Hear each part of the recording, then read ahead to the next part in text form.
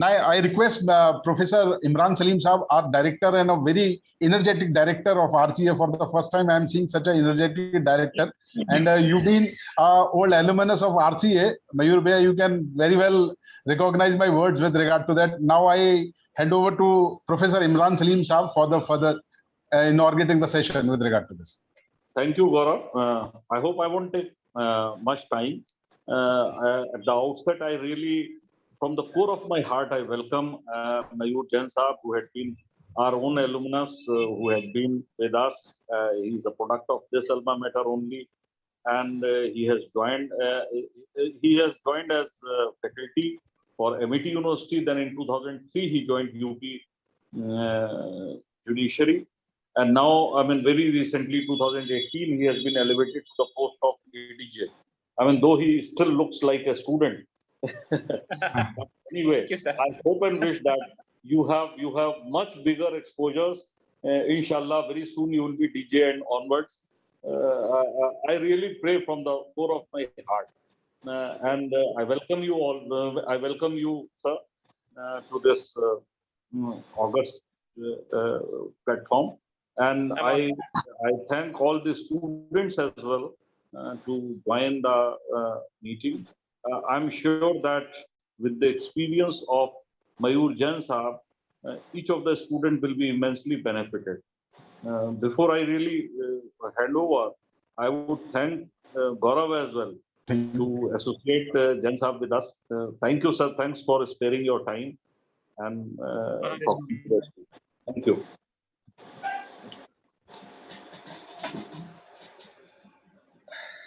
May I?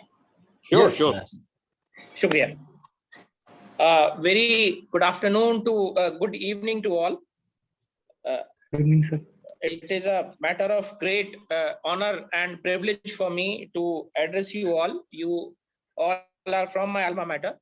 I have been a faculty with, I have been a student there. I was from the 1997 to 2002 batch. That was the first batch of 5 years. Then I did my LLM from there, passed out in 2004. It has been a long time, but I still feel so connected with the university. And I think, be it any place in the world, I'll say, all the old boys or old students of AMU, they'll always be a part of it. हमेशा जुड़ा हुआ महसूस करते हैं उससे, और हर जगह जहां पर भी रहते हैं वहाँ AMU के लोगों से, AMU से, अपने इंस्टीट्यूशन से हमेशा जुड़े रहते हैं.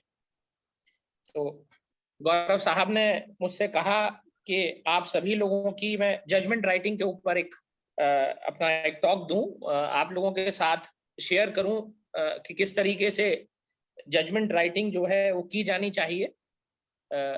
I think language will be okay. Hindi, English, or should I keep it in English only, or you want me to be in Hindi? Sure, sir. No issues. Hindi and English both, sir. Thank you. Thank you. Judgement की बात करें तो judgement एक बहुत अहम हिस्सा है justice dispensation system का, क्योंकि इस जजमेंट से ही तय होता है किसी भी मुकदमे का, कोई भी मुकदमा इस जजमेंट से ही तय होता है, चाहे सिविल हो चाहे क्रिमिनल हो. और सिविल जजमेंट लिखने के अलग तरीका है, क्रिमिनल जजमेंट लिखने का अलग तरीका है क्रिमिनल केस में. तो पहले मैं क्रिमिनल केस की ही बात करता हूं आप लोगों से. मेरा मानना है कि judgement writing is an art and the जज ही इज द आर्टिस्ट जब वो लिखता है जजमेंट. तो पर अभी आप लोग तो एस्पिरेंट हैं सर्विसेज के, तो वो लेवल ऑफ एक्सपर्टीज, वो लेवल ऑफ प्रिसिजन रिक्वायर्ड नहीं होता उस स्तर पर. तो हमें बहुत गहराई में उस चीज के लिए जाने की जरूरत नहीं है. जजमेंट राइटिंग एक टीडियस टास्क हो जाता है जब हम एग्जाम देते हैं. मैंने खुद भी एग्जाम दिया है, तो मुझे मालूम है कि हम लोगों के पास समय कम होता है और लिखना हमें और उस कम समय में उसे समराइज करके कैसे बेहतर से बेहतर तरीके से लिख दें ताकि हम मैक्सिमम मार्क्स जो है उसमें पा पाए। मेरे ख्याल से शायद 40 नंबर का शायद सवाल है जजमेंट राइटिंग का, या 20 नंबर का सवाल है शायद। अब 40 मार्क्स का है sir. 30, good, thank you. 40 sir. 40, that is what I was saying. 40 number का करीब सवाल है और मेरा मानना यह है कि अगर आप एक जजमेंट की जो रिक्वायरमेंट है उसको बांधते हुए लिख देंगे तो आई डू नॉट थिंक कि किसी भी सूरत हाल में 30 नंबर से कम आप उसमें लेंगे। और 30 नंबर किसी भी एग्जामिनेशन में एक सवाल में मिलना बहुत बड़ी बात होती है और it can be a game changer. मतलब आपका सिलेक्शन जो है वो एक डिटर्मिनेटिव फैक्टर बन सकता है उसके लिए। तो to start with criminal judgement I will say कि अमूमन प्रॉब्लम जो है वो फैक्ट्स के बेस में दी जाती है। उसमें अब अगर क्रिमिनल केस लें तो या तो मारपीट की घटना होगी या दहेज के मुकदमे से रिलेटेड कोई घटना होगी या अटेम्प्ट टू मर्डर 307 से रिलेटेड कोई घटना होगी। इस तरीके के अमूमन फैक्ट्स दिए जाते हैं। तो हम मान के चलते हैं कि एक मारपीट की घटना का उन्होंने दे रखा है या मारपीट ही लेकर चलते हैं फिलहाल। तो जो जजमेंट शुरू होता है उसमें हम will start with the title of the court, that is to say कि we will begin with in which court is passing that judgment, in the court of judicial magistrate, chief judicial magistrate, additional chief judicial magistrate, whatever it be। तो वो उसमें लिखा होता है कि वो किस कोर्ट में पेंडिंग है प्रॉब्लम जो है, उसमें ही लिखा होगा कि who will be the presiding officer। तो in the court of the name of the court, then comes the name of the presiding officer। तो जब हम कोर्ट में बैठ के डिटरमिन करते हैं तब तो हम प्रिसाइडिंग ऑफिसर का नाम लिखते हैं, पर जब हम कंपटीशन में लिखते हैं तो we leave that space, we'll just write only ABCD और XYZ और just ... बिकॉज हम लोग नाम उसमें किसी का रिवील नहीं कर सकते। वो डिस्क्वालीफाई कर देता है अगर आप अपना नाम लिख दें या किसी और का नाम लिख दें उसमें। तो वो ABCD XYZ जो भी आप लिखें जो कि शो ना करे कि ये किसी व्यक्ति विशेष का नाम उसमें दिखाया जा रहा है। उसके बाद आता है केस का टाइटल, स्टेट, क्योंकि क्रिमिनल केसेस में it is the state that is the prosecuting party, so it is always, the offense is always against the state if it is not a complaint case. When it is a complaint case, the name of the complainant will come and then versus it will be the name of the accused. So to say we are talking about a state case now, so it will be state versus the name of the accused. Name of the accused, उसकी वल्दियत लिखी जाएगी, मतलब his father's name, उसकी as लिखी जाएगी, उसका पता, पूरा पता लिखा जाएगा along with the police station with in the limits he is residing. ये इसीलिए जरूरी है क्योंकि बाकी पूरे जजमेंट में हम कहीं भी उसकी पूरी डिटेल नहीं खोलेंगे। एंड अगर हम सॉरी गौरव, आप कुछ कह रहे हैं, मैं सुन नहीं पा रहा। Gaurav sir, you are on mute. Gaurav please unmute yourself. Yes Gaurav, आप कुछ कह रहे हैं, मैं सुन नहीं पा रहा। सर गौरव सर आप म्यूट पे हैं, प्लीज अनम्यूट कर दीजिएगा। Unmute Okay. गौरव, आप कुछ कह रहे हैं? No, nothing. You carry on. अच्छा, थैंक यू। हम इसीलिए एक्यूज का पूरा नाम, उसकी वल्दियत, उसकी उम्र, उसका पता, वो इसलिए लिखते हैं क्योंकि अगर हम कन्विक्शन में ले जा रहे हैं इसे, तो इट इज दीज डिटेल्स जो हम कन्विक्शन वारंट में मेंशन करेंगे, क्योंकि there is no other place जहां पर हम उसका पूरा नाम, उसका पता, उसकी वल्दियत, उसकी उम्र जो है उसके बारे में लिखेंगे या बात करेंगे पूरे जजमेंट में।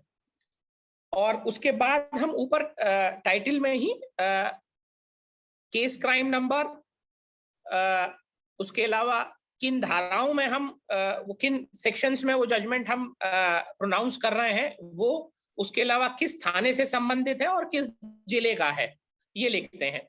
तो प्रॉब्लम में अमूमन जगह, मतलब वो थाना भी लिखा होता है, वो डिस्ट्रिक्ट भी लिखा होता है जहां का है, वो बताते हैं कि a person residing at Lucknow और व्हाटएवर इट बी, तो वो चीजें हमें वहां भर देनी है। क्राइम नंबर अगर उन्होंने दे रखा है फेयर एनफ, अगर उन्होंने नहीं दे रखा तो फिर हम उसे भी 123/2021 इस तरीके से कर देंगे, या XXX/20202021, जब जो ये डिटरमिन करेंगे हम एज पर दी डेट, जो डेट ऑफ द ऑफेंस है उससे हम लेकर चलते हैं उसे। अगर अमूमन क्राइम जो है फरवरी में हुआ है तो हम मान के चलेंगे कि उसमें क्राइम नंबर फरवरी का ही पड़ा होगा। उसके बाद फिर हम शुरू करते हैं जजमेंट को। ये सारा टाइटल का पार्ट आ गया। अब जब हम जजमेंट शुरू करते हैं, अगर आप में से किसी को भी किसी तरीके की कोई दिक्कत हो, मेरी बात समझ में ना आ रही हो, तो please feel free to interrupt me और to tell it to me, क्योंकि जो पर्पस है that is to make things clear to you, और ऐसा ना हो कि मैं सिर्फ एक तरफा करके हट जाऊं और आप लोगों के लिए कोई बहुत प्रोडक्टिव ना रहे मेरा ये समय देना आप लोगों को। तो बहरहाल फिर हम जजमेंट शुरू करते हैं, तो हम उसमें लिखते हैं कि किस थाने की पुलिस के द्वारा किस अभियुक्त के विरुद्ध या किन अभियुक्तों के विरुद्ध किन धाराओं में जो है आरोप पत्र प्रेषित किया गया है जिसका हम ट्रायल कर रहे हैं। To say that this trial is being instituted on the chargesheet filed by PS फला फला डिस्ट्रिक्ट फला फला against accused A, B, C, D, if there is one A, if there are two A and B, वो उसमें लिखा होता है problem में कि A has beaten B or B has beaten C, whatever it be। तो वो जो accused हैं उनका वो लिखते हुए अंडर सेक्शंस। तो अगर सेक्शन उन्होंने प्रॉब्लम में दे रखा है, वेरी गुड। अगर नहीं दे रखा तो you would have to take out the sections from the facts of the case. जो चार्ज अमूमन हम बनाते हैं, हमसे चार्ज भी बनवाया जाता है उसी प्रॉब्लम पर। तो हम जैसे फैक्ट्स हैं कि साहब मारपीट हुई, घर में घुसाए, मारा पीटा, और जो है धारदार हथियार से भी मारा पीटा, और इतना मारा पीटा कि फ्रैक्चर हो गया, और फिर गाली गलौज की और जान से मारने की धमकी देकर चले गए। तो जो इंग्रेडिएंट्स हैं ऑफेंस के जो यहाँ इसमें मेड आउट हो रहा है, वो सेक्शन 452 हो रहा है, घर में घुसकर आना for the purpose of commission of an offence. उसके अलावा मारपीट करना, मारपीट करने में उन्होंने लाठी डंडों से साधारण चोट पहुंचाई, अगर 1 इंजर्ड है, 2 इंजर्ड है, 3 इंजर्ड है, जितने भी हैं, किसी को साधारण चोट आई। अगर कोई इंसाइज्ड वुंड आया यानी कि शार्प एज वेपन से आया तो हम 324 लगाएंगे। अगर ग्रीवियस इंजरी हुई, फ्रैक्चर हो गया, तो हम 325 भी लगाएंगे साथ में। और अगर गाली गलौज की गई है तो हम 504 लगाएंगे, क्योंकि it is with the purpose to insult that person. उसके अलावा अगर धमकी दी गई है तो धमकी हम देखेंगे कि वो धमकी जान से मारने की धमकी है या सिर्फ धमकी है कि मैं देख लूंगा तुम्हें या मैं जान से मार दूंगा तुम्हें। तो उस परिस्थिति में 506 का पार्ट 1 या पार्ट 2 जो भी अट्रैक्ट हो रहा हो, ये लिखते हुए कि इन सेक्शंस में चार्जशीट लगाई गई है और उस पर हमने ये ट्रायल किया है। ये पहला पैरा होगा। दूसरा पैरा जो है उसमें हम लिखेंगे ब्रीफ में प्रोसिक्यूशन स्टोरी। वो जो प्रोसिक्यूशन स्टोरी है that we will get from the facts of the case, क्योंकि वही FIR है। अमूमन जब हम जजमेंट लिखते हैं तो जो प्रोसिक्यूशन स्टोरी होती है दैट इज द FIR। पर अब जब आप लोगों के सामने प्रॉब्लम है तो वो प्रॉब्लम ही आपके लिए FIR के तौर पर काम करेगी। तो वो ब्रीफ स्टोरी जो है वो आप अपने शब्दों में उसको लिखेंगे। ब्रीफ फैक्ट्स ऑफ द या brief the case of the prosecution in brief is, वो आप लिख देंगे। उसके बाद आप लिखेंगे कि तीसरा पैराग्राफ बनाएंगे कि जो ये तहरीर दी गई या ये जो कंप्लेंट की गई to the concern police station, उस पर केस क्राइम नंबर फला फला में केस रजिस्टर हुआ अंडर सेक्शन, जो भी सेक्शन मेंशन है जो बनते हैं उसमें, against the name of the accused. अगर उसमें ABCD करके लिखा है तो ABCD, XYZ करके लिखा है तो XYZ। फिर आप उसमें लिखेंगे कि the investigation was carried out, मतलब विवेचक द्वारा विवेचना की गई। और उसमें आप लिखेंगे कि that the IO recorded the statement of the complainant of the injured। अगर ऐसा केस है जिसमें कोई विक्टिम है, कोई महिला है, तो उसके बाद आप लिखेंगे साइट प्लान उसने बनाया। उसके बाद आप लिखेंगे कि उसने इन्वेस्टिगेशन को पूरा करके फिर चार्जशीट जो है इस धारा में फाइल की है कोर्ट में। ये तीसरा पैरा बन जाएगा। उसके बाद जो चौथा पैराग्राफ आएगा या फोर्थ पैराग्राफ जो होगा वो होगा कि एक्यूज जो हैं वो अपीयर हुए, उन्होंने अपनी बेल कराई, जो भी एक्यूज हैं ABCD XYZ, जिस भी तरीके से उन्होंने मेंशन किया है प्रॉब्लम में, उन्होंने अपनी बेल कराई। सेक्शन 207 की कंप्लायंस की गई, क्योंकि वो जरूरी है कि before we proceed on for the framing of charge हम 207 CRPC की कंप्लायंस करें कि 207 की कंप्लायंस हुई। और उसके बाद जो है जो नेक्स्ट पैरा होगा वो पैराग्राफ होगा for the framing of charge. हम लिखेंगे उसमें कि the charge was framed against accused फला A, B, C and D for offences under section, जो भी इंग्रेडिएंट से मेड आउट हो रहा है वो। उसके बाद जो नेक्स्ट पैराग्राफ आएगा उसमें हम लिखेंगे कि जो प्रोसिक्यूशन की तरफ से विटनेसेस हैं वो कौन कौन एग्जामिन हुए हैं। Who are the witnesses those who have been examined. PW1 अमूमन कंप्लेनेंट होता है, PW2 अमूमन इंजर्ड होता है अगर इफ देयर इज एनी, और PW3, PW4, PW5 आई विटनेसेस हो सकते हैं। उसके बाद PW6 या 7 जो भी है उसमें सीक्वेंसिंग में अमूमन अगर मेडिकल हुआ है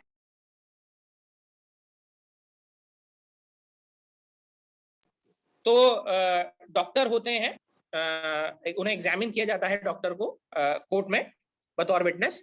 उसके बाद जो तहरीर लिखते हैं वो होते हैं, हम उन्हें चिक लेखक कहते हैं, उसको एग्जामिन करते हैं। और last but not the least IO जो है उसे एग्जामिन करते हैं। इन सब का रोल है अपना अपना। जब आप जजमेंट कोर्ट में करेंगे तो दरअसल हर विटनेस को बुलाने के पीछे एक मंशा है या एक उद्देश्य है उसका। हम कंप्लेनेंट से जब हम एग्जामिन करते हैं तो उसने जो FIR लिखाई है हम उसको प्रूफ कराते हैं बतौर एग्जिबिट। इसी तरीके से हम जब आई विटनेसेस को एग्जामिन करते हैं तो हम प्रोसिक्यूशन स्टोरी या जो कंप्लेनेंट है जो उसकी टेस्टिमनी है या तो उसको वो कॉर्रोबोरेट करेगा या उसको रिबट करेगा। तो इसीलिए हम आई विटनेसेस को एग्जामिन कराते हैं। विक्टिम को भी एग्जामिन कराने का पीछे यह है कि क्योंकि he is the person who is injured और he is the person who has suffered the loss in the incident. तो ये माना जाएगा कि अगर वही नहीं एग्जामिन होगा तो फिर just to get into the truth of the matter, to dig out the truth, उसको एग्जामिन करना जरूरी है। डॉक्टर साहब को या किसी भी चिकित्सक को हम इसलिए एग्जामिन कराते हैं कि अगर मेडिकल हुआ है तो वो उस मेडिकल को प्रूव करें। और जो IO है उससे हम प्रूव कराते हैं, जो उसने साइट प्लान बनाया वो उससे प्रूव कराते हैं। During the course of investigation जो उसने कार्रवाई की उसको प्रूव कराते हैं। और लास्ट में जो उसने चार्जशीट फाइल की उसको प्रूव कराते हैं। तो क्योंकि इन्हीं सबके प्रूफ के आधार पर ही जब प्रोसिक्यूशन स्टोरी को कोरोबोरेट करते हुए कंप्लेनेंट, विक्टिम, आई विटनेसेस अपनी विटनेसेस देंगे और वो कोरोबोरेट होगी with the testimony of the doctor and the IO, तो हम कहेंगे कि ये जो है it is a fit case for conviction. और अगर जो टेस्टिमनी है वो इस तरीके की है कि प्रोसिक्यूशन स्टोरी जो है वो सपोर्ट नहीं हो रही, तो हम the matter will and up in acquittal. तो बहरहाल हम जो है फिर उस पैराग्राफ में डिस्कस करेंगे कि who all witnesses have been examined by the prosecution and the documents that they have proved। उसके नेक्स्ट पैराग्राफ में हम फिर लिखेंगे कि about putting or recording of statement of accused under section 313 CRPC। I'm sure you must have read, जिसमें हम put करते हैं the questions on the basis of evidence that has been put forth by the prosecution। We ask the accused what he has to say on the testimony that has been given by the prosecution witnesses, and then we will mention in the next para, we will mention about the witnesses of the defense। अगर मुल्जिम की तरफ से कोई गवाही दी जाती है तो वो लिखते हैं। अमूमन जो हमारे फैक्ट्स होते हैं उसमें नहीं होता वो उसमें। अच्छा, एक और चीज में जो यहाँ आप लोगों से कहता हुआ चलूंगा, और वो बहुत जरूरी भी है मेरे लिहाज से, कि जहां हमें प्रॉब्लम दी जा रही है we have to confine ourselves to that problem only. हमें अपनी इमेजिनेशन से कोई वहां स्टोरी बिल्डअप नहीं करनी। अगर वो कह रहा है घर में घुसा और उसने एक को मारा तो आप और किसी ने नहीं देखा, तो आप ये नहीं कह सकते कि, या वो नहीं कह रहा कि किसी ने देखा, तो आप नहीं कह सकते कि साहब बी और सी इसके आई विटनेस हैं। That will be wrong. अगर वो कह के चला है, अगर उसे कुछ बताना है, तो वो प्रॉब्लम में अपने आप मेंशन होगा। आपको उसमें वर्ड्स पुट नहीं करने, आपको अपनी इमेजिनेशन नहीं लगानी, neither in the prosecution story और नीदर व्हाइल एप्रिशिएटिंग एविडेंस। उसके बाद जो है नेक्स्ट पैराग्राफ, जब हमने 313 का रेफरेंस दे दिया, डिफेंस विटनेसेस का रेफरेंस दे दिया, उसके बाद हम आएंगे कि what the prosecution has to prove in this particular matter. हम उसे लिखेंगे इस तरीके से that the prosecution is required to prove that the offense have forcibly entered the house of the complainant, they have beaten black and blue the complainant, his brother, bearing any name A B C D X Y Z, जो भी लिखा है उसमें, and have hurled abuses and then threatened them with dire consequences or whatever। और उसके बाद हम लिखेंगे इंग्रेडिएंट्स ऑफ द ऑफेंस। जो चार्ज हमने बनाया है, क्योंकि हमें मालूम है ऊपर चार्ज क्या है, तो हम यहाँ पर this is the place where we can mention the ingredients of the offence, कि what actually the prosecution has to prove by the evidence. उसके बाद नेक्स्ट पैराग्राफ में हम लिखेंगे testimony of prosecution witness 1 who is generally the complainant if he is also the injured and the victim in the case।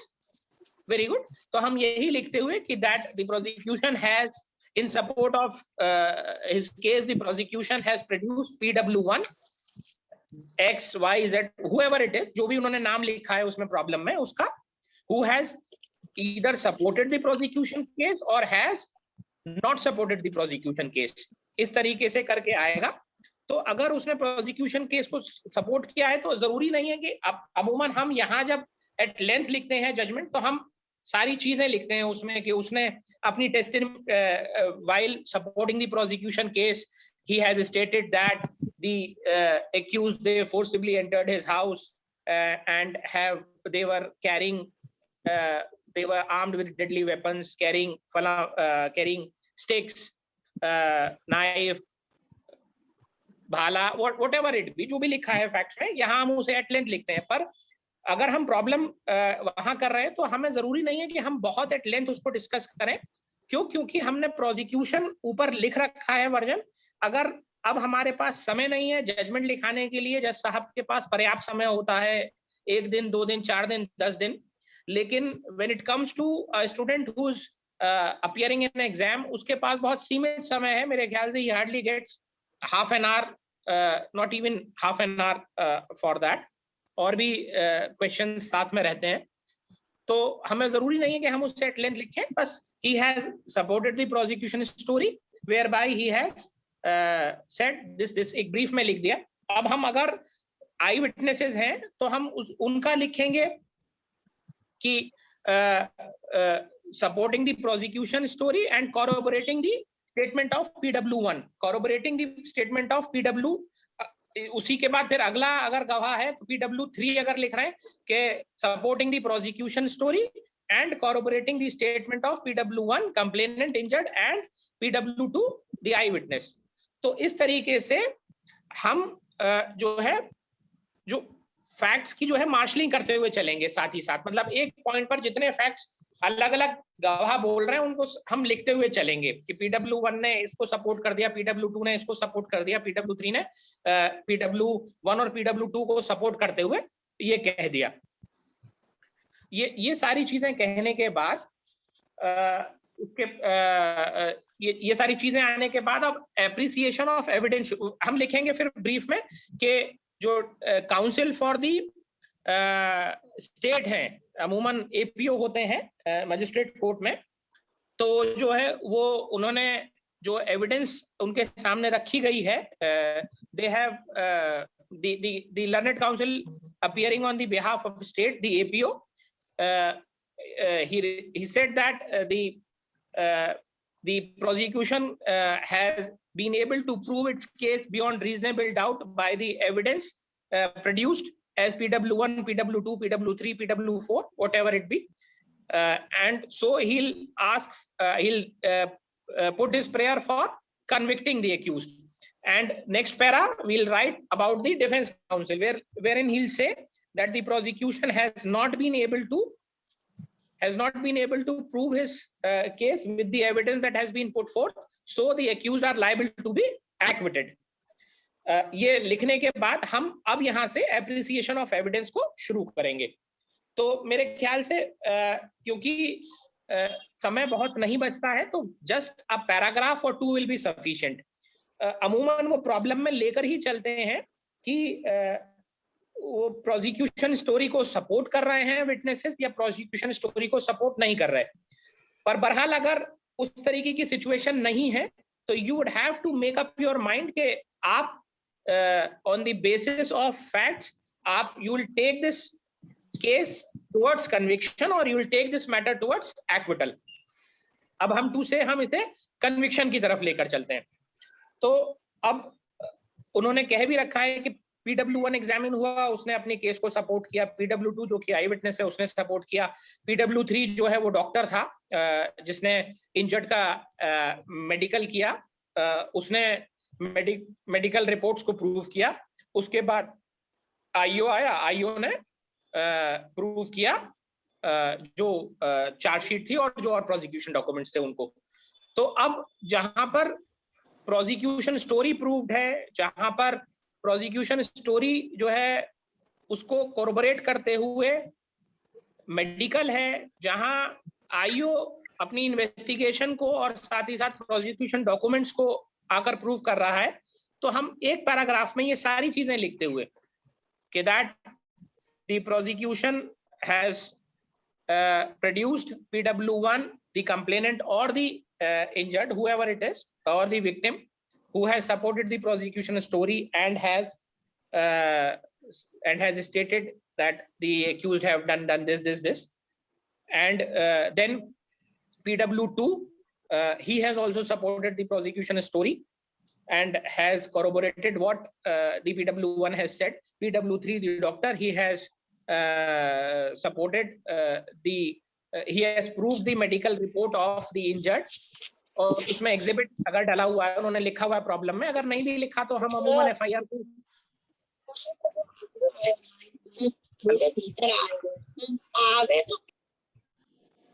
Hello PW जी हाँ PW exhibit 1 exhibit 2 इस तरीके से हम प्रूफ उस पर डाल सकते हैं।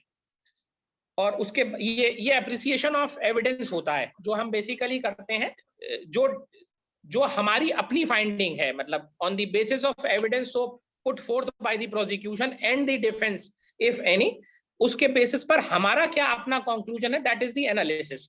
जो जिसे हम एप्रिसिएशन ऑफ एविडेंस कहेंगे इस मामले में। और वो करते हुए फिर हम फाइनली जो लास्ट पैराग्राफ होगा वो आएगा कि that the prosecution has proved with the evidence so put forth, the prosecution has been able to prove its case beyond reasonable doubt। और जो एविडेंस प्रोड्यूस की है उसके बेसिस पर जो एक्यूज्ड हैं they are liable to be convicted for offenses under section 452, 323, 324, 325, whatever it be। ये लिखते हुए हम लिखेंगे कि दे बी टेकन इनटू कस्टडी, और फिर हम सेंटेंस पर सुनने के लिए लगा देंगे। ये हो जाएगा जजमेंट हमारा कन्विक्शन का। जहां हम सजा देंगे वहां पर हम हर ऑफेंस के लिए अलग से उसको सजा देते चलेंगे। इसमें अमूमन हमें सजा नहीं लिखनी होती, जहां तक मुझे ध्यान है, सिर्फ हमें कन्विक्शन तक का लिखना होता है, if I am not wrong. ये हो गया क्रिमिनल साइड का। Now to talk about civil side. Civil side में बेसिकली प्लीडिंग्स होती हैं प्लेंटिफ की और डिफेंडेंट की, और सूट डिपेंड करता है कि इंजंक्शन का है, कैंसिलेशन ऑफ सेल डीड का है, स्पेसिफिक परफॉर्मेंस का है, पार्टीशन का है। तो हम मिसाल के तौर पर यहाँ लेकर चलते हैं कि suit is for cancellation of sale deed. ए जो है वो लेकर आया एक सूट के साहब बी ने जो है सेल डीड जो अपने हक में कराई है वो बिना कंसिडरेशन के या मुझे धोखे में रख के करा ली है, और मुझे पैसा दिया नहीं है और मेरी जमीन अपने नाम लिखा ली है, तो इस सेल डीड को कैंसिल कर दिया जाए। ये वो सूट लेकर आया ए अगेंस्ट बी। ये प्रॉब्लम इसी तरीके की आएगी कि suit is for cancellation of sale deed या सूट इज फॉर इंजंक्शन के वो उसके पीसफुल पोजीशन में इंटरफेयर कर रहा है, so he should be injuncted not to interfere in his peaceful possession without due process of law. या आएगा पार्टीशन का या स्पेसिफिक परफॉर्मेंस का कि साहब एग्रीमेंट टू सेल है और अब जो है ये ऑनर नहीं कर रहे और बैनामा नहीं कर रहे, तो इसीलिए ये इन्हें डायरेक्ट किया जाए कि या तो ये अपने उस एग्रीमेंट टू सेल के पर एक्ट अपॉन करते हुए बैनामा करें, अगर ये नहीं करते तो फिर कोर्ट के माध्यम से वो बैनामा मेरे हक में कराया जाए। तो ये डिपेंड करता है कि किस तरीके की प्रॉब्लम है, बहरहाल उसी तरीके की प्लीडिंग्स आएंगी। तो जहां सिविल केस होगा वहां पर हम इस तरीके से लेकर चलेंगे कि हम will start the same way. सबसे ऊपर टाइटल आता है कोर्ट का, इन दी कोर्ट ऑफ सिविल जज जूनियर डिवीजन, क्योंकि ये सिविल केस है। इन दी कोर्ट ऑफ सिविल जज जूनियर डिवीजन, जगह कहाँ की है वो प्रॉब्लम में आती है लिखी हुई। इसी तरीके से OS number, original suit number जो भी है, जिस भी साल का मामला है वो लिख दिया जाता है। उसके बाद टाइटल ऑफ द पार्टीज होता है। A will be the plaintiff और there can be a set of plaintiffs. ए इसमें पूरी डिटेल आती है, ए सन ऑफ जो भी है, एजेड एंड हिज एड्रेस। ये इसलिए है क्योंकि आगे डिग्री बननी है। और इसी तरीके से B C D versus the defendant और द सेट ऑफ डिफेंडेंट्स, उनकी भी सारी details, the name of the defendant, father's name, age, address, everything. उसके बाद हम जो है इसको लिखेंगे, निर्णय लिखते हुए या जजमेंट लिखते हुए फिर शुरू करेंगे कि पहला पैराग्राफ जो हम अमूमन डिवोट करते हैं वो इसमें करते हैं कि वो सूट किस चीज का है। मतलब ए जो है वो बी के खिलाफ या किसी, मतलब जो भी प्रॉब्लम है उस हिसाब से set of plaintiff, set of defendant या डिफेंडेंट, मतलब प्लेंटिफ अगेंस्ट द डिफेंडेंट और set of plaintiff against the set of defendants किस चीज का सूट लेकर आए हैं कि वादी द्वारा प्रतिवादी के विरुद्ध स्थायी निषेधाज्ञा का वाद योजित किया गया है, बैनामा निरस्तीकरण का वाद योजित किया गया है, संविदा के विशिष्ट अनुपालन का या for the specific performance of the contract किया गया है। मतलब जो भी है वो पहला पैराग्राफ में लिखा जाएगा। दूसरे पैराग्राफ में हम प्लेंट को लिखेंगे ब्रीफ में कि प्लेंट क्या है, what is actually the case all about. Cause of action जरूर मेंशन होना चाहिए क्योंकि वो लिखा होगा उसमें। उसके अलावा फिर हम जो पैरा नंबर 3 होगा उसमें हम लिखेंगे व्हाट डिफेंडेंट हैज टू से, और इसमें हम साफ साफ लिखेंगे डिफेंडेंट ने जो प्लीडिंग्स एडमिट कर ली हैं वो उनके बारे में क्योंकि वो मैटर इन इशू नहीं रहेंगी, तो इसीलिए हम यही उन्हें लेकर चलेंगे साथ ही साथ, कि जैसे कि मिसाल के तौर पर समझिए साहब कि कोई किराएदारी का मामला है कि किराएदार को जबरदस्ती बेदखल किया जा रहा है। अब वो कह रहा है साहब, प्लेंटिफ कह रहा है मैं किराएदार हूं, डिफेंडेंट अपने WS में लेकर आया कि हाँ साहब ये मेरा किराएदार है, तो अब this can not be a matter in issue, क्योंकि इस चीज पर तो दोनों एग्रीड हैं, both of them are agreed on this point कि ए जो है वो बी का किराएदार है। तो अमूमन जो हम वो बनाते हैं, इश्यूज फ्रेम करते हैं, वो फ्रेम करते हैं जो कि पॉइंट ऑफ डिटर्मिनेशन होता है उसमें, जिनमें पक्षकारों के बीच विवाद होता है, दोनों के बीच। जहां पक्षकारों के बीच विवाद नहीं है वो मैटर इन इशू नहीं है, वो उस पर हम चार्ज हमें फ्रेम करने की जरूरत नहीं है। अच्छा, बहरहाल फिर हम जो है WS लिखेंगे, WS में उसने क्या क्या कहा वो लिखेंगे, और उसके बाद हम सिविल में हम इश्यूज बनाते हैं। इशू फ्रेमिंग जैसे क्रिमिनल केस में चार्ज फ्रेमिंग है, उतना ही इंपॉर्टेंट सिविल के केसेस में फ्रेमिंग ऑफ इश्यूज है। उसमें चार्ज के बेसिस पर हम लोग तय करते हैं कि प्रोसिक्यूशन को क्या प्रूफ करना है और क्या उसने प्रूफ कर पाया वो। इसी तरीके से इसमें जो है हम इसे लेकर चलते हैं कि प्लेंटिफ को क्या प्रूफ करना था और वो क्या प्रूफ कर पाया, और डिफेंडेंट ने जो इश्यूज डिफेंडेंट की प्लीडिंग्स पे बने हैं, to what extent he has been able to prove those issues. आप देखेंगे, जैसे मिसाल के तौर पर मैं बताता हूं, थोड़ा डेविएट हो रहा हूं जजमेंट से, लेकिन वो क्योंकि इंटरकनेक्टेड है इश्यूज उसी से, इसलिए मैं बता रहा हूं। जैसे मिसाल के तौर पर समझिए, प्लेंटिफ मुकदमा लेकर आया है about cancellation of sale deed. तो हमने पहला इशू बनाया कि क्या वाद पत्र में वर्णित आधारों पर वाद विवादित बैनामा, जो भी बैनामा है, वो निरस्त किए जाने योग्य है। Whether the sale deed dated फला फला is liable to be rejected on the grounds mentioned in the plaint. अगर वो आप यहाँ लेकर चलना चाहते हैं आधार, तो आप वो आधार भी मेंशन कर सकते हैं, पर जरूरत नहीं है इस स्टेज पर। दूसरा इशू जो आप बनाएंगे, अमूमन ये पहला इशू तो हमने बना लिया on the basis of pleadings of the plaintiff, क्योंकि it is the plaintiff who has to prove his case. अब डिफेंडेंट्स ने जो WS फाइल किया, उसमें डिफेंडेंट लेकर चला कि साहब इस कोर्ट को जुरिस्डिक्शन नहीं है इस केस को सुनने का। दूसरा उसने इशू रेज किया कि साहब जो इसने सूट का वैल्यूएशन किया है वो गलत किया है, साहब जो इसने कोर्ट फीस दी है वो गलत दी है या वो कम दी है, या साहब ये जो सूट है ये किसी लॉ से बार्ड है। तो ये जो इश्यूज हम बनाएंगे, ये सारे इश्यूज हम बनाएंगे कि whether the suit is not valued properly, और whether the court fee paid is insufficient, और whether the suit is barred by any law. ये सारे इश्यूज हम बना रहे हैं on the basis of pleadings of the defendant. तो इनको प्रूव करने का जो भार है या जो बर्डन है वो डिफेंडेंट पर है, और जो whether the sale deed is liable to be rejected, जो इस इशू को प्रूव करने का जो भार है या जो बर्डन है वो रहेगा प्लेंटिफ का।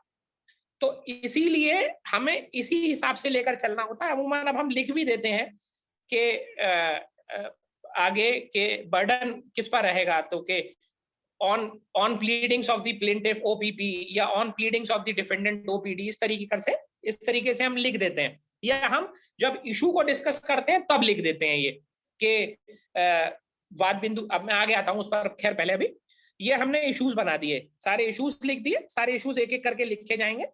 उसके बाद लिखा जाएगा कि प्लेंटिफ ने क्या एविडेंस दी है अपने इस केस को प्रूव करने के लिए, along with the documentary evidence. उसके बाद हम अगला पैरा लिखेंगे कि डिफेंडेंट ने क्या एविडेंस दी है along with the documentary evidence, और उसके बाद हम शुरू करेंगे अपना एनालिसिस। यहाँ पर हम सबसे पहले will take up issue number 1, कि क्या वाद विवादित बैनामा वाद पत्र में वर्णित आधारों पर निरस्त किए जाने होंगे और the sale deed in question is liable to be rejected on the grounds mentioned therein. तो अब यहाँ पर अब हम लिखेंगे कि ये जो इशू है we have framed on the basis of pleadings of the plaintiff, so the burden lies on the plaintiff. और फिर हम लिखेंगे कि साहब जो फैक्ट्स हैं जो उसमें प्रॉब्लम में बेस है कि इसने जो है मुझसे बैनामा कराया और उसने उसका पैसा नहीं दिया और गलत तरीके से बैनामा करा लिया, गलत तरीके से कब्जा ले लिया उस पर, ये सारे फैक्ट्स होंगे प्रॉब्लम में। मैं फिर कह रहा हूं ये आपको अपने आप नहीं करने, this is something which we need to deduce from the problem itself. और अगर नहीं है तो उसमें कुछ आइडिया अगर उन्हें दे रखा होगा तो हमें उस तरीके से लेना है। और अगर if nothing of such kind is there, nothing to this effect is there, तो फिर हम एक लाइन को लेकर चलेंगे कि हमें करना क्या है फिर उसमें।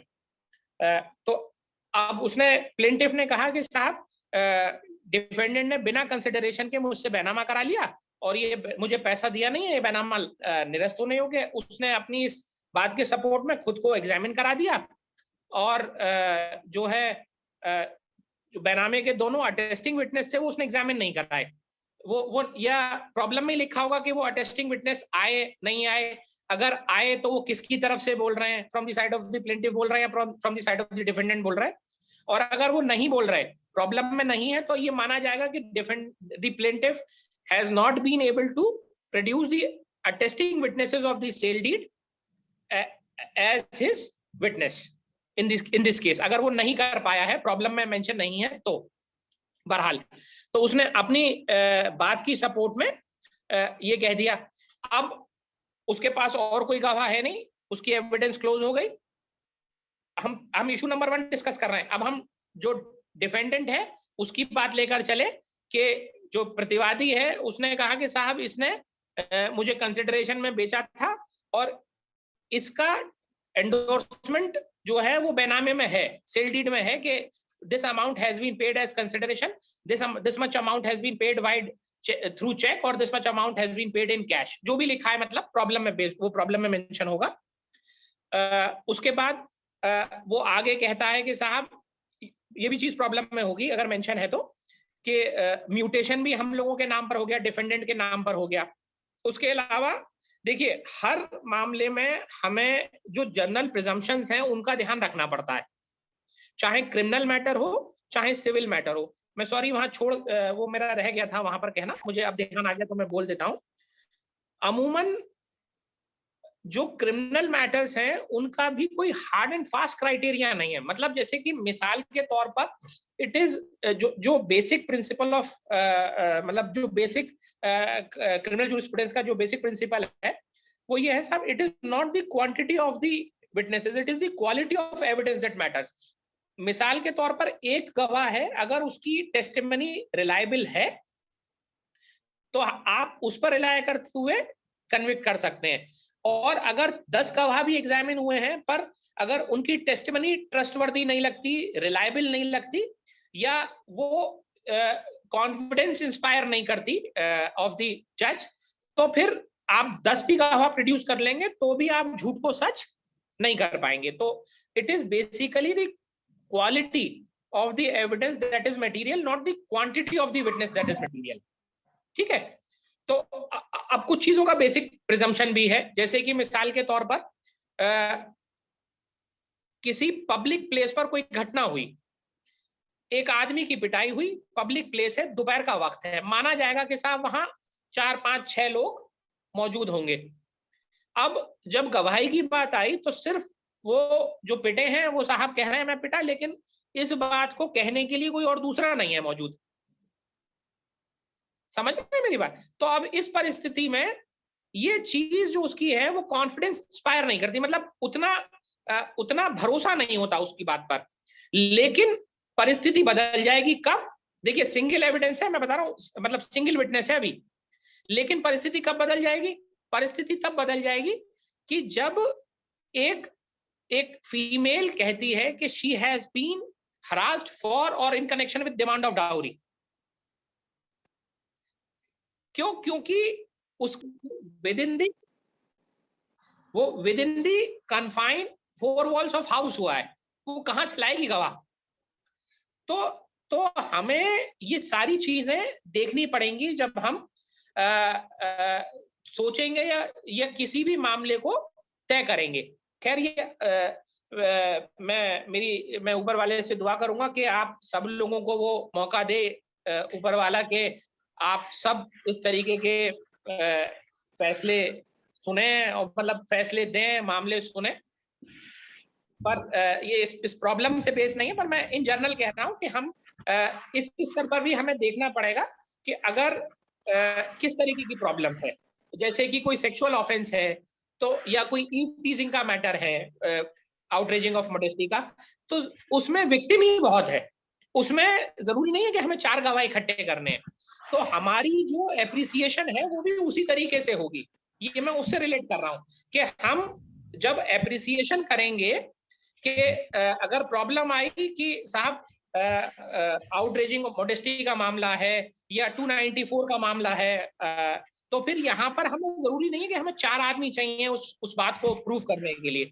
अगर एक विक्टिम भी कह रहा है तो वो सफिशिएंट होगा। लेकिन ये पैमाना या ये पैरामीटर बदल जाएगा जब मारपीट का मामला होगा। हाँ, अब मैं वापस आता हूँ सिविल पर। इसी तरीके से अब इधर की बात है, तो मैं सिविल में इस तरीके से जोड़ता हूँ कि देखिए जहां पर कोई रजिस्टर्ड इंस्ट्रूमेंट है तो उसकी जेन्युइननेस का प्रिजम्पशन जो है वो है लॉ में। आपने मेरे ख्याल से if I am not wrong it is section 60 of the registration act, आप चेक कर लीजिएगा। इट हैज बीन लॉन्ग, मैंने सिविल में बहुत समय से काम नहीं किया, इसलिए हो सकता है मैं सेक्शन आगे पीछे बोल रहा हूँ इस समय। तो वो सेक्शन 60 है probably of the registration act, उसमें प्रिजम्पशन है जेन्युइननेस का, क्योंकि जो सेल डीड की जाती है वो एक सब रजिस्ट्रार के सामने की जाती है, बाकायदा बायो मतलब थंब इम्प्रेशन लिया जाता है और सारी चीजें होती हैं। तो अब वन फाइन मॉर्निंग आदमी उठा और कहता है साहब ये मुझे ले गए, बहला फुसला के इन्होंने जजमेंट करा लिया, ओ सॉरी क्या कहते हैं बैनामा करा लिया, और अब आप इसे निरस्त कर दें क्योंकि इन्होंने मुझे पैसा नहीं दिया। तो ऐसा नहीं, वो अगर प्रूफ कर पाता है तो हम इसमें फिर जब डब्ल्यू डिफेंडेंट का लिखेंगे तो हम लिखेंगे कि साहब डिफेंडेंट ने ये कहा कि ऐसे ऐसे वो गया था, बेनामी में इस बात का एंडोर्समेंट है कि पेमेंट हैज बीन मेड, सब रजिस्ट्रार के सामने हुआ था, जेन्युइननेस का प्रिजम्पशन है, और अटेस्टिंग विटनेस भी जो है वो इसकी तरफ से नहीं आए। अगर मैं ला रहा हूँ, डिफेंडेंट ला रहा है, तो डिफेंडेंट की तरफ से आए, वो कह रहे हैं about the execution of the deed और about the payment of the consideration. तो इसका मतलब ये है कि जो पहला इशू है, the plaintiff has not been able to prove with the evidence that he has put forth, the plaintiff, तो हम उसे उसके हक में नेगेटिव तौर पे डिसाइड करेंगे। समझ रहे हैं? सिविल में इश्यूज हम positively in favour of the plaintiff या negatively in favour of the plaintiff, उसी तरीके से positively in favour of the defendant या positively in favour negatively in favour of the defendant decide करते हैं, जिसके भी प्लीडिंग्स पर वो इश्यूज बने होते हैं। तो यहां पर जहां हम डिसाइड कर रहे हैं कि he has not been able to prove with the evidence so produced, तो हम लिखेंगे that the plaintiff has not been able to prove या as he has not been able to prove that the sale deed in question was without consideration or without payment of consideration. Hence this court decide issue number 1 negatively in favor of the against the plaintiff, मतलब उसके विरुद्ध हम तय कर रहे हैं, मतलब against him। और फिर हम आएंगे कोर्ट फीस पर, वैल्यूएशन पर, जुरिस्डिक्शन पर। अगर है तो हम उसे negative in favour of the defend against the defendant तय करेंगे, और अगर कोर्ट फीस कम पे की गई है तो हम उसे positively in favour of the defendant तय करेंगे, वो हो जाएगा against the plaintiff.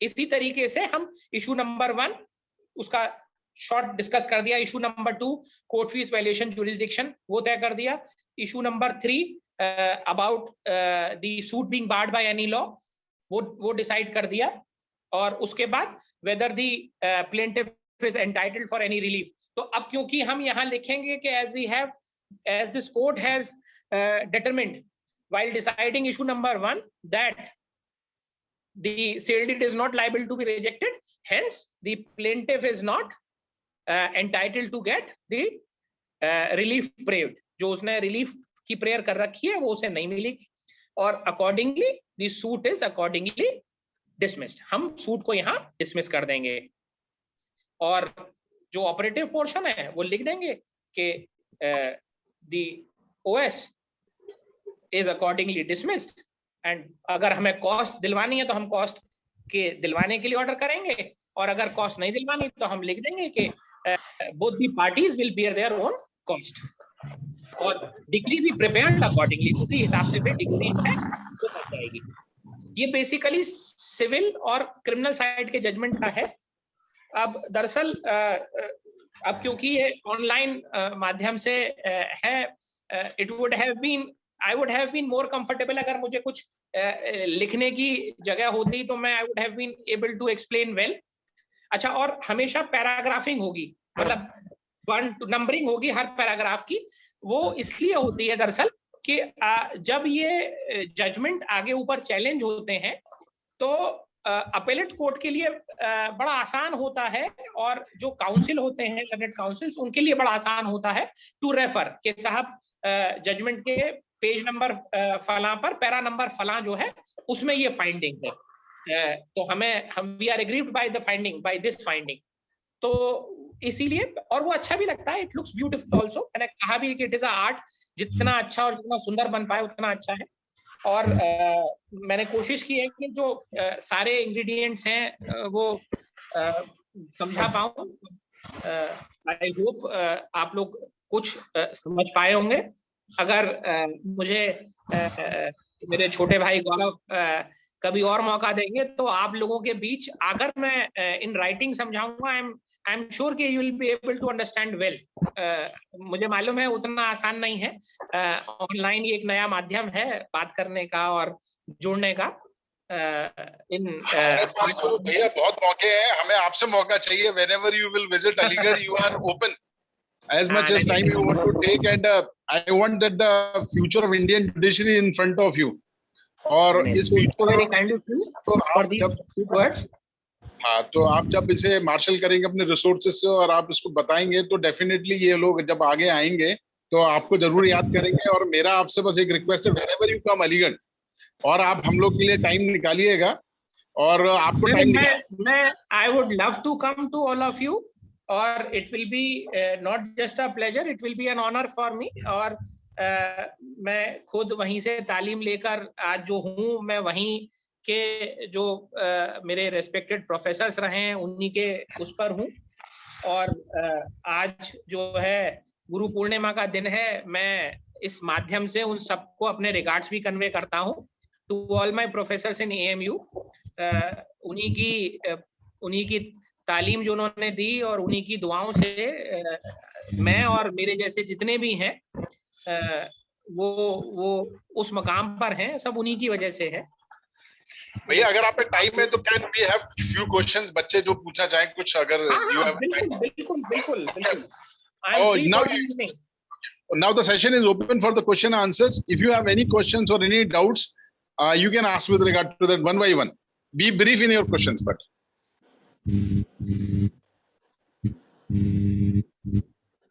good evening sir. Sorry, good evening sir. Good evening. Good evening ma'am. Sir मेरा क्वेश्चन ये है कि राइटिंग जो होती है, मतलब मैं आंसर सही से नहीं लिख पाती हूँ। अभी मेरा टेस्ट भी होगा CPC और CRPC का, तो आंसर राइटिंग सही नहीं हो पाती है। हिंदी में लिखती हूँ मैं, तो थोड़ा सा गाइड कैसे स्टार्ट मतलब आंसर मेन नहीं तो हिंदी में लिखने में कोई हर्ज नहीं है। आप यकीन मानिए हम सारा काम हिंदी में ही करते हैं। डिस्ट्रिक्ट कोर्ट्स में सारा काम हिंदी में ही होता है। तो अगर आप हिंदी में लिखती हैं तो यकीन मान के चलिए कि आपके पास अभी से ही एडेड एडवांटेज है। जब आप नौकरी में आएंगी तो आपको बहुत कंफर्टेबल रहेगा। मुझे इनिशियली बड़ी मशक्कत करनी पड़ी थी, क्योंकि मैं जो है इंग्लिश बैकग्राउंड से था। Yes, तो हाँ, तो आप देखिए, रही लिखने की बात, तो यकीन मानिए कि प्रैक्टिस जो है वो करनी पड़ेगी, and there is no substitute for hard work. तो कहते हैं ना, there is no shortcut for success. तो आप एक मर्तबा लिखिए, 2 मर्तबा लिखिए, 4 मर्तबा लिखिए, है ना। और अभी तो मेरे ख्याल से समय है आपके पास, अभी नोटिफिकेशन इस समय नहीं आया हुआ है कोई, तो समय दीजिए खुद को, और आई एम श्योर कि हो जाएगा। और हिंदी की बुक्स हैं अच्छी, वहाँ प्रोफेसर्स हैं जो आपको बता पाएंगे और हिंदी की बुक्स के बारे में। अदरवाइज भी हिंदी की कुछ बहुत अच्छी किताबें भी आती हैं, आप उन्हें लीजिए, क्वेश्चन आंसर फॉर्म में भी आती हैं, तो उन्हें पढ़िए, उनसे you will get an idea कि आंसर की स्ट्रक्चरिंग किस तरीके से करनी चाहिए। जैसे कि आंसर कोई भी लिखा जाएगा तो बेसिकली हमें जो है वो प्रोविजन अगर पूछा गया है तो प्रोविजन के बारे में लिखना चाहिए। उसके अलावा जो है उसकी ब्रीफ, उसमें अपनी कमेंट्स देने चाहिए। उसके अलावा उस पॉइंट पर अगर कोई लीडिंग केस है तो वो लिखना चाहिए। कोई ऐसा केस जहां से पोजीशन बदली हो लॉ की, वो मेंशन करना चाहिए। उस पॉइंट पर आपको अगर कोई लेटेस्ट केस आपने पढ़ रखा है, आपको मालूम है, तो वो लिखिए, और फिर फाइनली समराइज करते हुए अपने आंसर को खत्म करिए। यही तरीका है कोई भी आंसर लिखने का। और प्रोविजन को मतलब पूरा रिपीट करने की जरूरत नहीं है। अगर आप सिर्फ सेक्शन लिख देते हैं और उसे अपने शब्दों में लिख देते हैं तो यकीन मानिए वो सफिशिएंट है। Basic thing is the person who is examining your answer sheet should know that this person is not unaware of the section or its ingredients. Basically section और उसके ingredients पता होने चाहिए बस। Okay sir. Good evening. नहीं आप वो language reproduce ना कर पाए ना करिए। मैं जो है, जहां तक मुझे ध्यान है, मैं कॉन्ट्रैक्ट और CPA के कुछ प्रोविजन को छोड़कर बाकी खुद सारी लैंग्वेज रिप्रोड्यूस नहीं कर पाता था।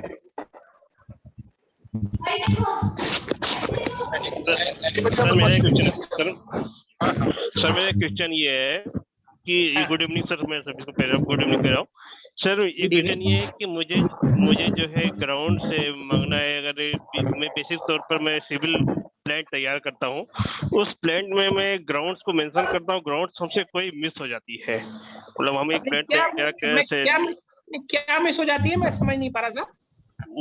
मुझे लिखने में कोई ग्राउंड्स मिस हो गई, तो मैं एक प्लान तैयार किया।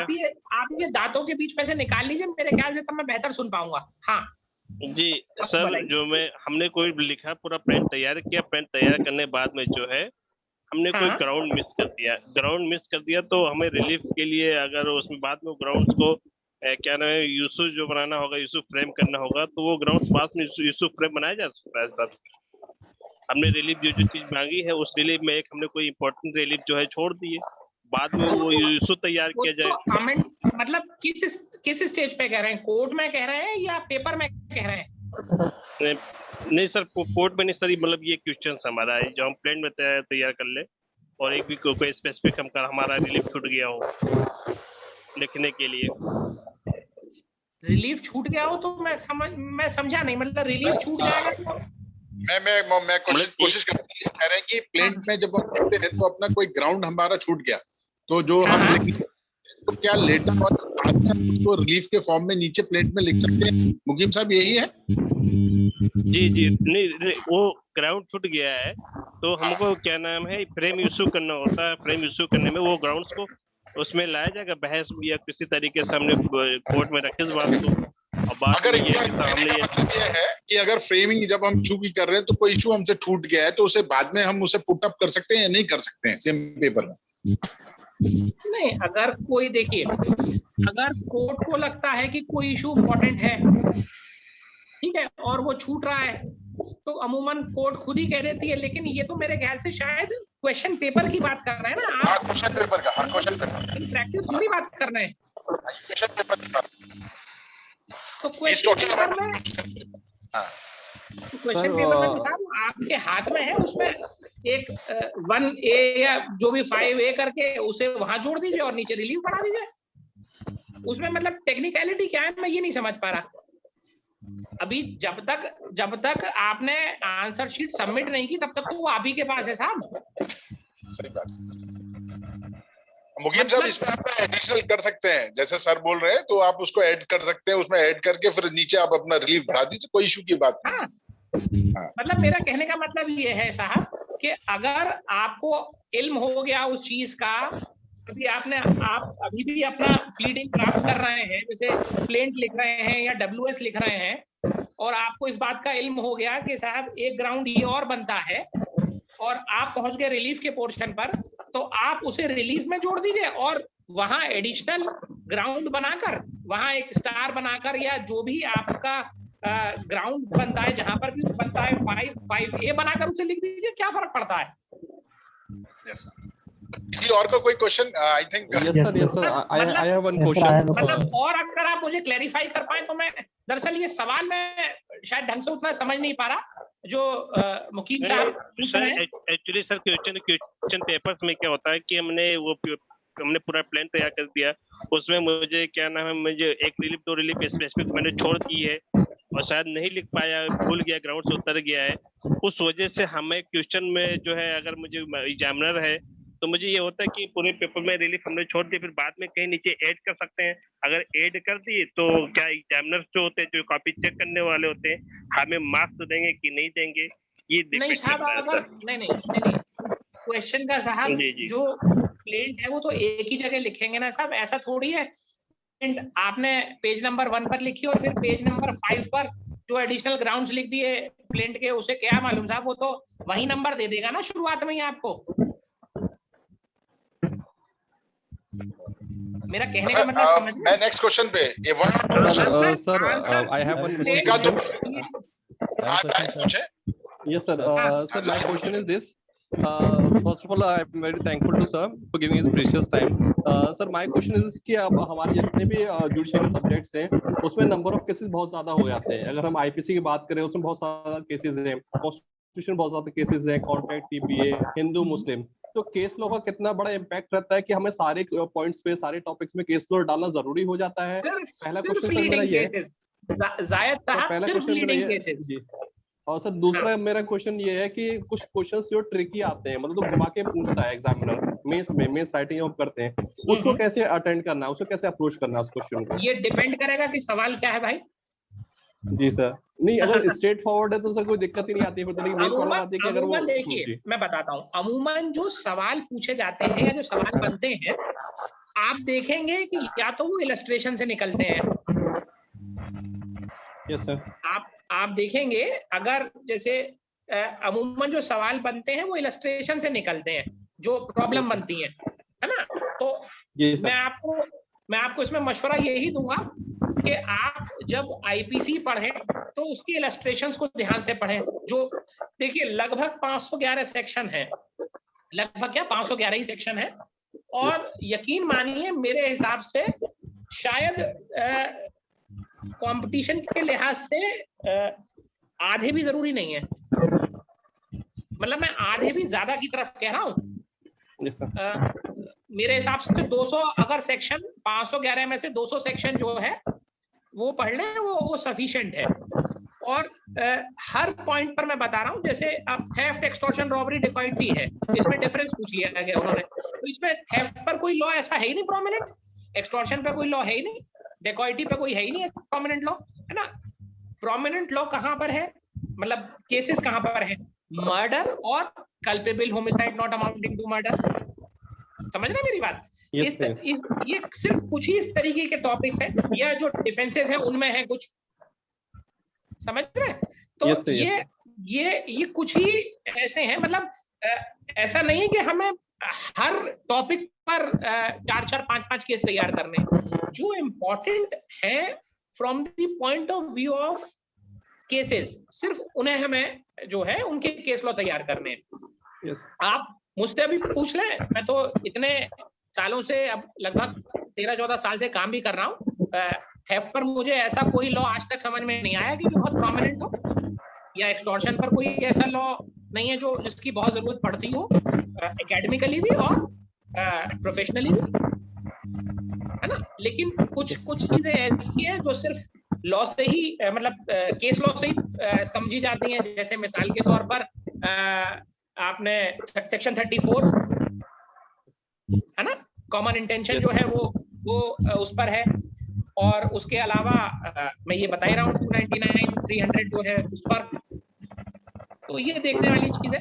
और रही ट्रिकी की, तो मैं फिर कहता हूँ सवाल बहुत ज्यादा डिपेंड करता है, पर बेसिकली अगर प्रॉब्लम पूछी जाती है तो इलस्ट्रेशन से पूछी जाती है।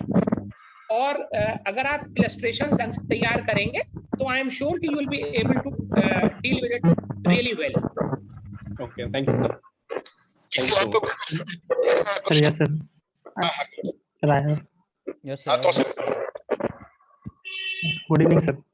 गुड इवनिंग सर मेरा क्वेश्चन ये है, मैं आंसर राइटिंग प्रैक्टिस कर रहा था सर, तो सर एक कुछ फैक्ट्स मेरे सामने आया, जैसे कि सर कि कोई पर्सन था जो एक ओपन बरामदे में सो रहा था, तो वहां से कोई बाहर से आया, उसके ऊपर अटैक किया, मतलब उसको हर्ट किया, मामूली हर्ट किया, 323 का केस बना। और जो सर वो ओपन बरामदे में सो रहा था, तो मैं मतलब एक बुक से प्रैक्टिस कर रहा था, तो उसमें उन्होंने जो चार्ज लगाया था वो 452 का लगाया था। पर सर मुझे ऐसा लगता है कि मतलब इसमें उन्होंने जो चार्ज लगाया था सर घर में, मतलब ओपन बरामदा में सो रहा था वो, 452 और 323 का चार्ज लगाया था सर।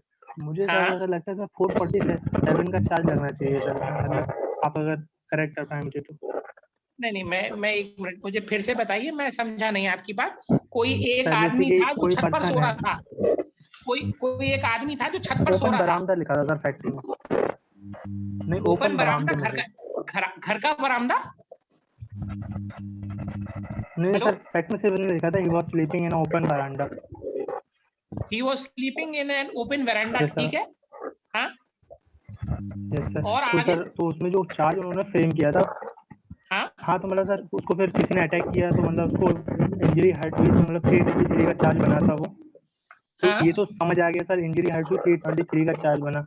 लेकिन सर बरामदा में सर वो मतलब हाउस ब्रेकिंग होगा, या फिर मतलब 452 का चार्ज बनेगा या 447 का चार्ज बनेगा सर? 447 का क्यों सर? क्योंकि मतलब 447 क्रिमिनल ट्रेसपास का कहना है ना। Yes yes sir, criminal trespass का।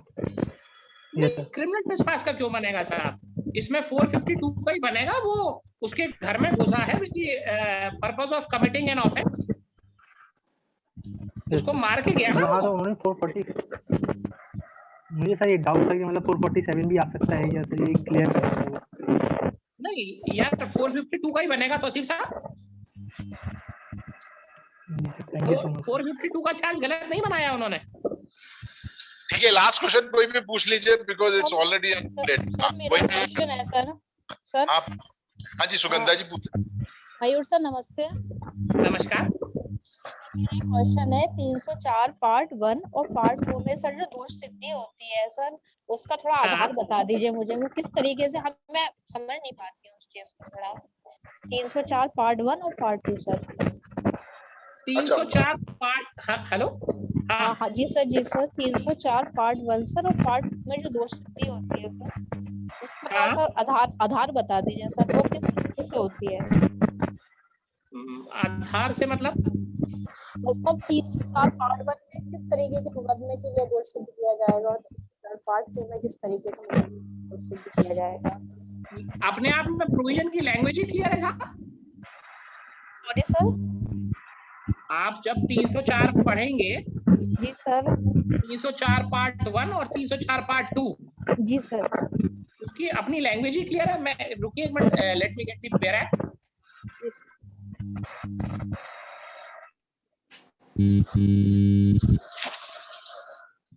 हाँ बताइए।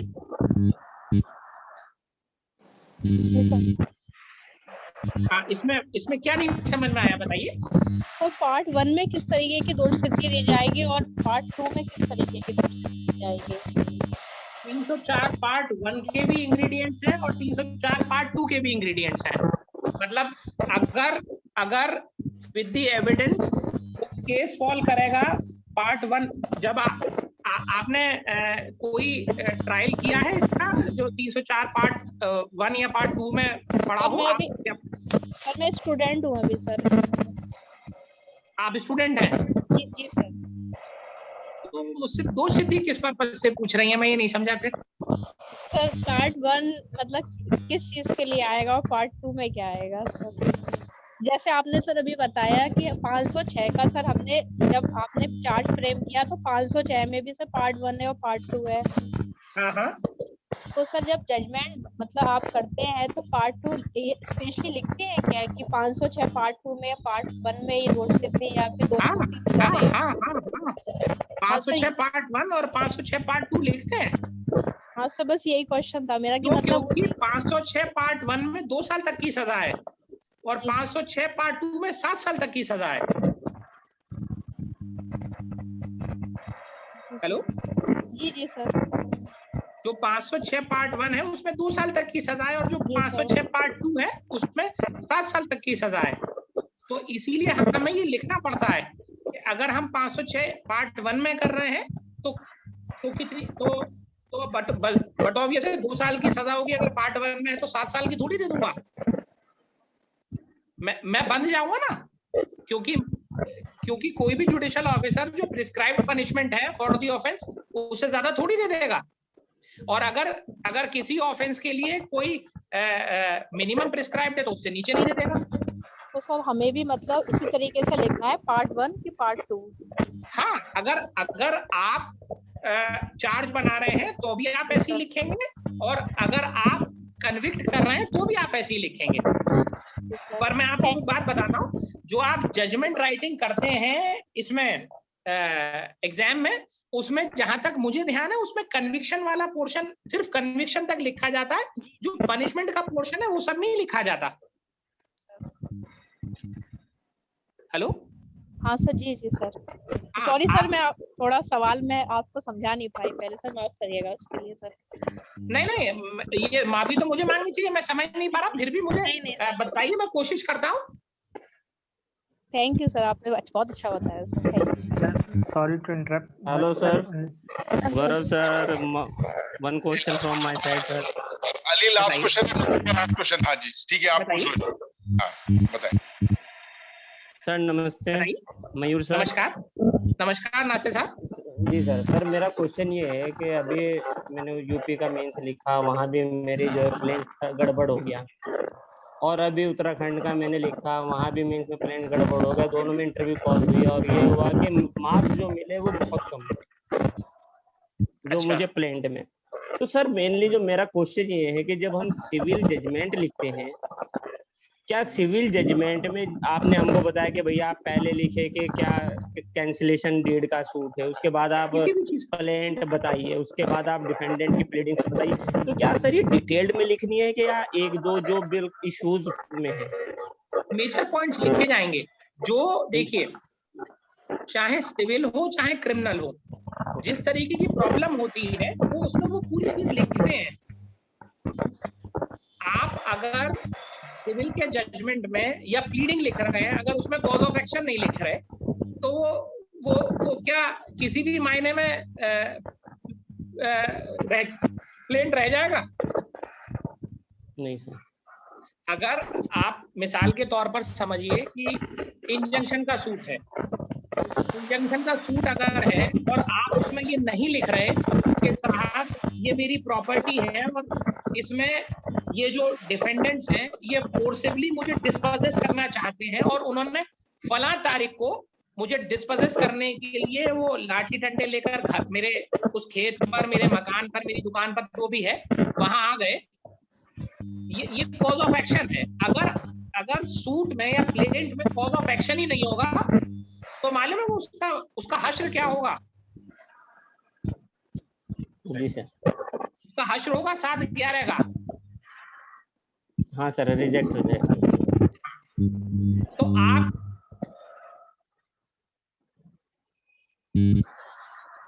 सर वॉइस नहीं आ रही है आपकी। तो फिर कैसे होगा? अच्छा दूसरी बात, अगर WS में आप उसके जो उसने कहा है अपने प्लेंट में उसका खंडन करके नहीं चल रहे तो फिर वो WS क्या रह गया? मेरी बात समझ रहे हैं कहने की? जी सर। मतलब अगर वो एक फैक्ट अलेज कर रहा है और आप उसको एडमिट करे ले रहे हैं, तो फिर जरूरत ही क्या है आगे? तो प्लेंट में जो फैक्ट अलेज है उसको या तो आप एडमिट करेंगे या डिनाई करेंगे in specific and clear terms. अगर आप ये काम नहीं कर रहे तो आप मान के चलिए, अगर आप प्लेंट में प्रॉपर्टी का डिस्क्रिप्शन नहीं दे रहे, अगर मतलब सही पूरा डिस्क्रिप्शन के ईस्ट वेस्ट नॉर्थ साउथ उसके ये है, ये उसकी ओनरशिप और मिल्कियत आपकी कैसी है ये बता के नहीं चल रहे, कॉज ऑफ एक्शन बताकर नहीं चल रहे, वैल्यूएशन कोर्ट फीस के बारे में बताकर नहीं चल रहे और रिलीफ ढंग से क्लेम नहीं कर रहे, तो फिर वो आपका सूट तो on the face of default कर जाएगा ना साहब। वो सबसे पहले 7/11 की दरखास्त लगाएगा कि साहब ये तो निप इन दी बड, ये से तो यहीं खत्म करो, है ना। इसी तरीके से जो WS है उसकी भी अपनी अहमियत, और इन दोनों की अहमियत फिर जब जजमेंट लिखते हैं तब बन जाती है। उसमें सिर्फ WS मतलब प्लेंट और WS की बात नहीं है, उसमें आपके लिए फ्रेमिंग ऑफ इश्यूज भी उतना इंपॉर्टेंट हो जाता है, समझ रहे हैं? Yes sir, yes sir. इसीलिए सारी चीजें लेकर चलनी चाहिए। अगर कैंसिलेशन का सूट लेकर आ रहे हैं तो बट ऑब्वियस है साहब, आप कैंसिलेशन की रिलीफ भी मांगेंगे, आप उस सूट प्रॉपर्टी पर इंजंक्शन की भी रिलीफ मांगेंगे। और अगर आप ये कहकर चले हैं कि साहब ये बैनामा इसने मेरे नाम कर दिया, मैंने इसके नाम बैनामा कर दिया लेकिन इसने मुझे पैसा नहीं दिया, अब इसे खारिज कर दीजिए और इसने कब्जा भी ले लिया है प्रॉपर्टी का, तो आपको साहब क्या रिलीफ क्लेम करनी है? आपको रिलीफ क्लेम करनी पड़ेगी पोजेशन की भी। अगर बैनामा में कैंसिल भी कर दूं और आप पोजेशन नहीं मांगेंगे तो मैं पोजेशन थोड़ी दूंगा आपको। बिल्कुल बिल्कुल। बैनामा कैंसिल हो गया भी पोजेशन उसके पास रह गया। तो हमें बड़ी एहतियात से, बहुत सोच समझकर पहले प्रॉब्लम को बहुत ढंग से पढ़ना चाहिए और उसके हिसाब से फिर इशू फ्रेम करने, मतलब चार्ज फ्रेम करना चाहिए और सिविल में इश्यूज फ्रेम करने चाहिए, क्योंकि जो केस का दारोमदार है वो चार्ज पर, यहाँ पर और वहां पर इश्यूज पर सिविल साइड में पूरा निर्भर करता है साहब। और मैं ऊपर वाले से दुआ करूंगा कि ऊपर वाला जो है आपको कामयाबी अता फरमाए इस साल, और जो है फिर इधर मैं मथुरा हूँ, आइएगा जरूर, मुझे बेइंतहा खुशी होगी आपसे मिलके। सर बिल्कुल sir. I will thank you, Mayur Bhaiya, on behalf of everyone, and it was an eye opener session because मेरा ये एक obvious था कि मुझे एक जिम्मेदारी दी, तो अगर जजेस आके बच्चों को कुछ बताएं judgment writing, and you people who work hard, आप लोगों ने CGT में बहुत टाइम बिताया है और आज गुरु पूर्णिमा भी है कि आपने अपने जूनियर्स को भी पढ़ाया, मैं भी उसमें से एक था जिसको आपने पढ़ाया है। मैं आपको प्रणाम करता हूं क्योंकि गुरुओं का तो जितना आशीर्वाद कम है। You are one of my gurus, and आपके माध्यम से आज मैं जो है AMU से जुड़ गया, मुझे उसकी बहुत खुशी है और आपको भी धन्यवाद। और आप हमको बता दीजिए कि आप अलीगढ़ कब आए, क्योंकि ये बच्चे आपको सुनने के लिए बहुत बेताब भी हैं और आगे भी बेताब। मुझे बहुत खुशी हुई, और मैं वो मैडम थी उनका सवाल जो है वो गौरव आप पूछना, और वो कुछ दोष सिद्धि की बात कर रही है 304 में पार्ट 1 और पार्ट 2 में, वो पूछना क्या चाह रही है, मतलब वो मैं ये नहीं समझ पा रहा हूँ, वो उनसे समझ कर मुझसे मैं आई एम श्योर कि I will be able to resolve हर डाउट। हम लोग चाहते हैं कि आप फिजिकली आए RCA में, और whenever you have a time, बस एक दिन पहले आप मुझे बता दें so that we can communicate to all the people. I'll come for sure. Thank you so much. I don't have words to express this, and hopefully we will see you again. Thank you so much. On behalf of everyone, thank you sir. Thank you so much sir. Thank you. God bless you all and all the best. My heartiest wishes for your success. ऊपर वाला आप सबको जो है, जो भी आप लोगों की ख्वाहिशें हों, आपकी एस्पिरेशंस हो, ऊपर वाला उससे जरूर पूरा करे, यही मेरी ऊपर वाले से दुआ है आप लोगों के लिए। शुक्रिया। हाफिज। Thank you.